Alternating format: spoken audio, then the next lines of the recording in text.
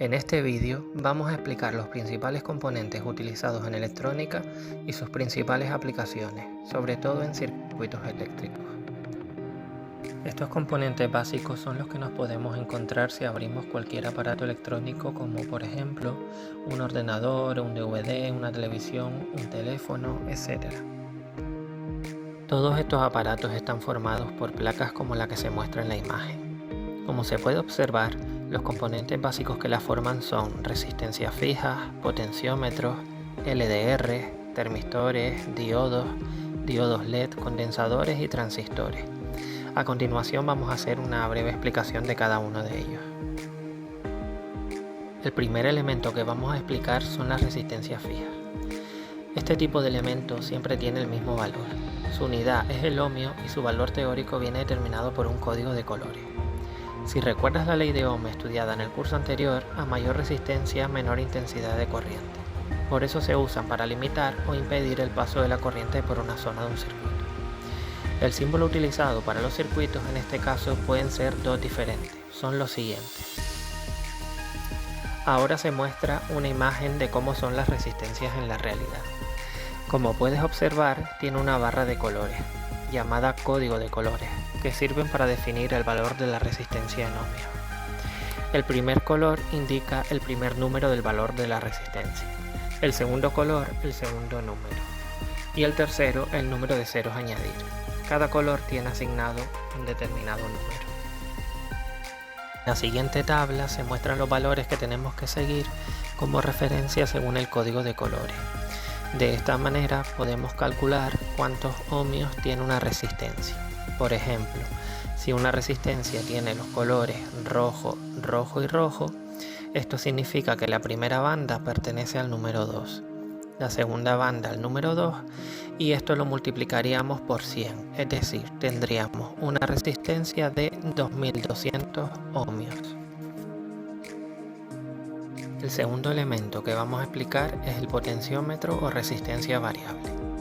Este elemento es una resistencia variable mecánicamente, es decir, su valor se modifica manualmente variando desde 0 ohmios, que es el valor mínimo, hasta un valor máximo que depende del potenciómetro. En este caso, el símbolo de una resistencia variable o potenciómetro es el que se muestra en la figura.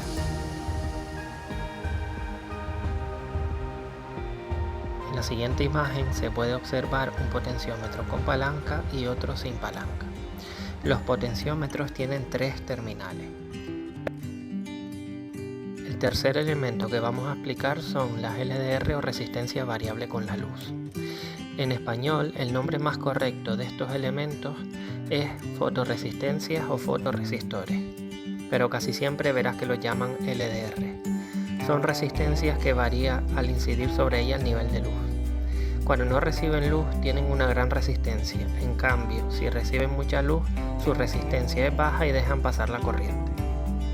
Suelen ser utilizados como sensores de luz ambiental o como una fotocélula que activa un determinado proceso en ausencia o presencia de luz.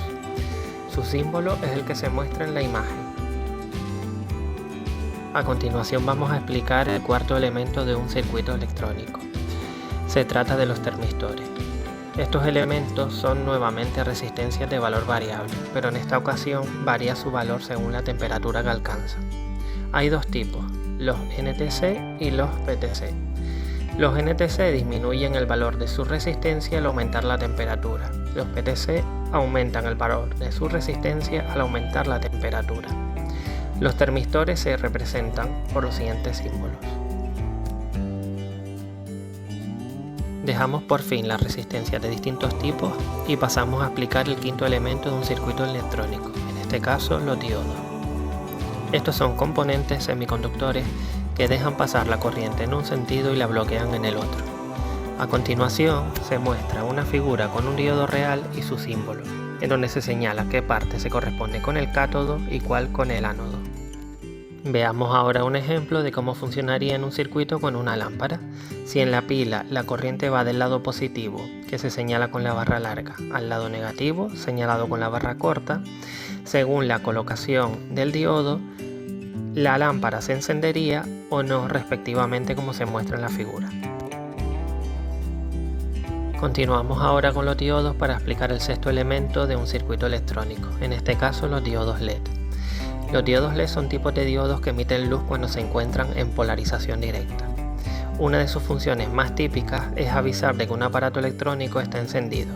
Las lucecitas de colores de los televisores, los ordenadores, las pantallas, etc. son diodos LED.